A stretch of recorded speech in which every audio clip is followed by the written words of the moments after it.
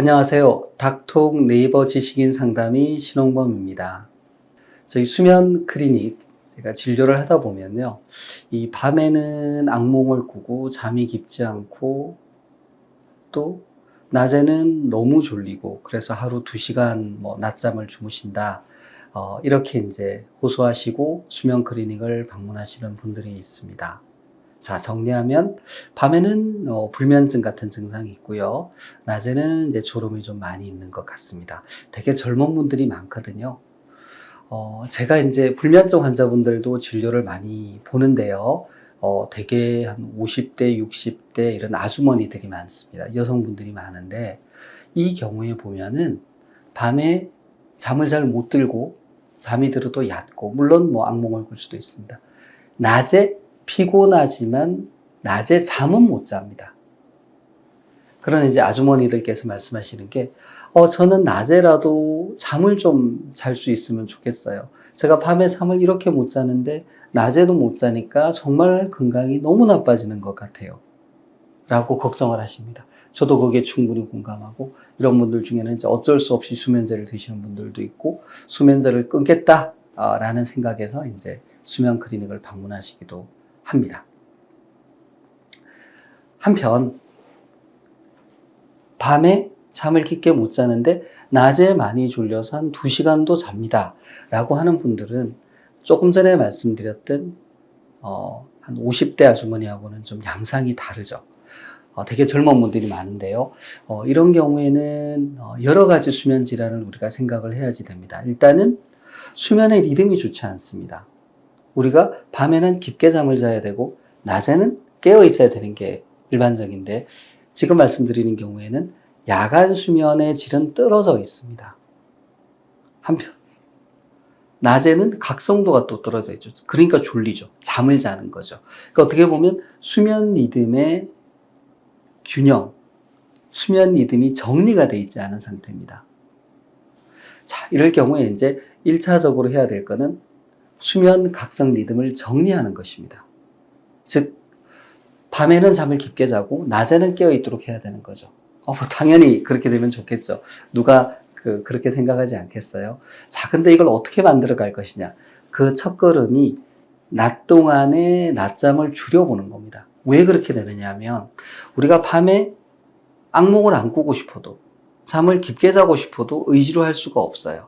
한편 낮에 졸음이 있을 때는 내가 졸음을 참고 견딜 수 있습니다. 낮에 너무 졸리면 밖에 나가서 걸어 다닐 수 있어요. 그러면서 잠을 자는 사람은 거의 없습니다.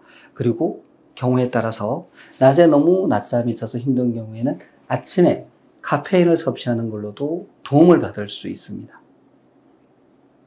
이런 형태로 우리가 접근을 해 나갈 수 있죠.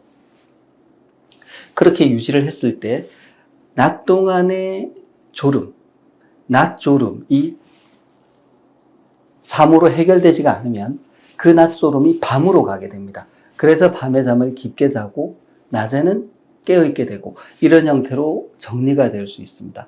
어떻게 보면은 간단해 보이고 어떻게 보면은 우리 인지행동 치료에서도 얘기하는 수면 각성 리듬을 정리하는 방법입니다.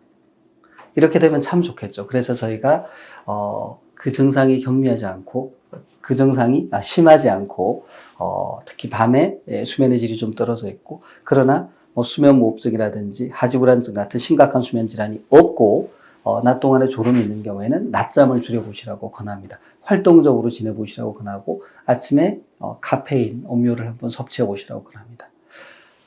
그럼에도 불구하고 1, 2주 그런 노력을 했는데도 해결이 되지 않는 분들이 있습니다. 이 경우에는 우리가 다른 생각을 해야 됩니다. 그 중에 하나가 뭐냐면 낮에 심한 졸음을 동반하는 질환인 기면증입니다. 기면증이 있는 경우에는요, 낮에 졸립니다.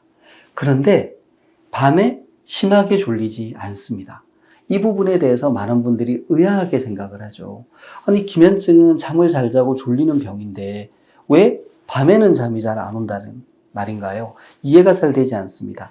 근데 기면증은 낮과 밤, 수면 리듬의 조절에 문제가 생긴 질환입니다.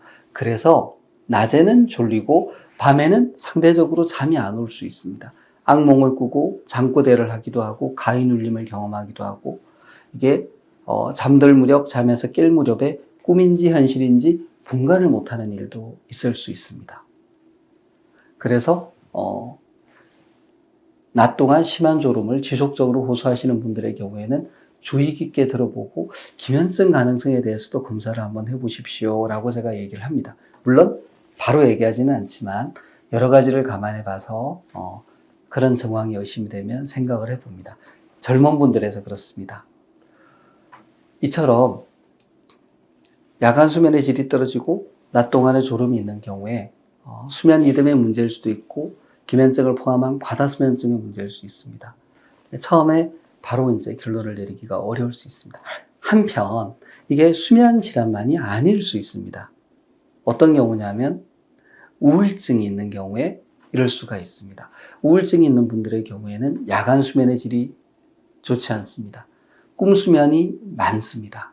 한편 낮 동안에 의욕이 떨어지고 무기력감, 우울감을 느끼고 잠을 자는 경우가 많이 있습니다.